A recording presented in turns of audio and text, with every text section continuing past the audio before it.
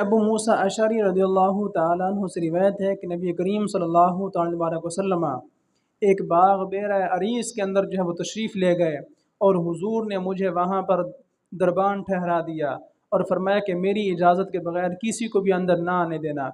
اتنے میں ایک شخص آیا، اس نے اجازت طلب کی۔ حضور نے ارشاد فرمایا کہ آنے والے کو اجازت بھی دیجیے اور جنت کی خوشخبری بھی عطا کیجیے۔ تو وہ حضرت ابوبکر صدیق رضی اللہ تعالی عنہ اسلام کے پہلے خلیفہ جو ہے وہ حاضر ہوئے، اس طرح انہوں نے جنت کی خوشخبری پائی۔ پھر تھوڑی دیر بعد ایک اور شخص آیا، اس نے اجازت طلب کی۔ حضور نے فرمایا کہ آنے والے کو اجازت بھی دیجیے اور جنت کی خوشخبری بھی عطا کیجیے۔